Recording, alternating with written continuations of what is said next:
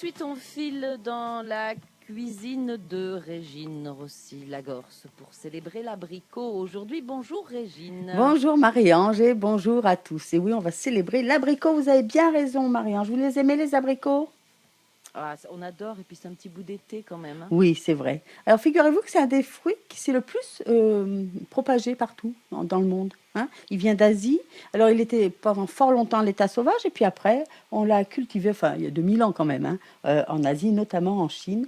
Et franchement, c'est le fruit qui s'est le plus propagé. Il y en a pratiquement dans tous les pays du monde qui peuvent fournir des abricots, qui ont le temps pour, bien sûr.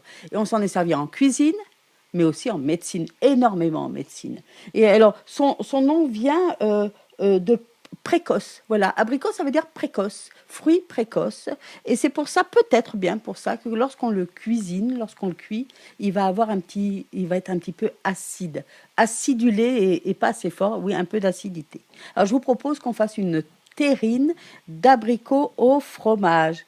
Alors, quand c'est cuit, on voit une jolie trait orange, blanc, parce qu'on a pris un fromage à pâte persillée, encore de l'orange et du blanc-bleu. Voilà pour une terrine qu'on va manger chaude ou froide, c'est excellent.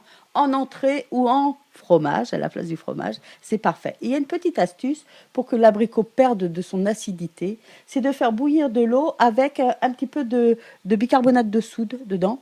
Alors quand je dis ça, j'ai peut-être 2 verres d'eau là et j'ai une demi-cuillère à café de bicarbonate. Ça bout, on éteint, hop, on plonge nos abricots dedans et on les laisse quoi, une à 2 minutes, pas plus. Après, on va les sortir, on va les mettre vite dans l'eau froide pour qu'ils refroidissent, bien entendu. Et puis après, ça va être tout à fait simple de les, comment dire, de les couper en petits morceaux. On les passe dans l'eau froide d'abord un petit peu et on les sèche avant, hein, pour pas qu'ils soient trop mouillés. Allez, je vais donner ça à mon aide de cuisine qui égoutte mes abricots et qui les épluche. Après, ça fait des petits morceaux comme ça. On les coupe, alors, pas en 2, mais en 4, en 6, en 8. Ne choisissez pas, c'est pas des petits abricots, des gros abricots, je veux dire, parce qu'ils sont souvent beaucoup plus farineux, moins juteux. Et moi, je veux que ce soit juteux.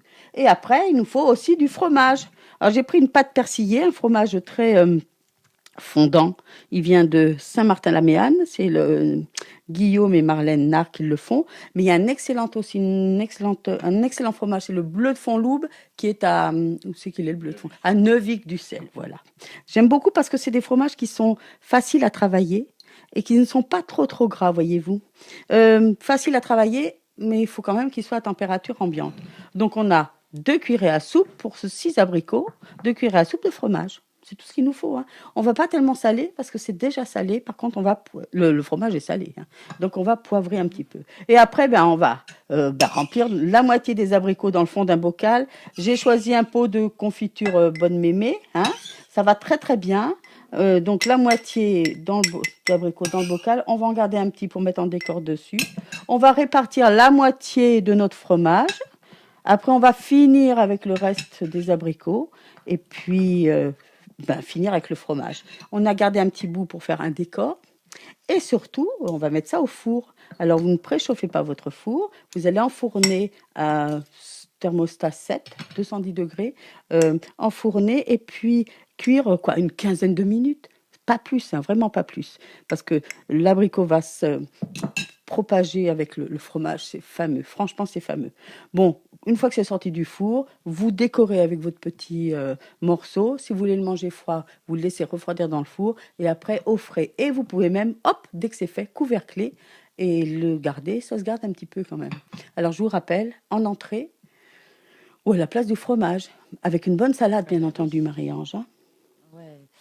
Alors, on pourra voir la Oui, vidéo de cette recette sur Facebook, le Facebook de France Bleu Limousin, ou bien sur notre site internet.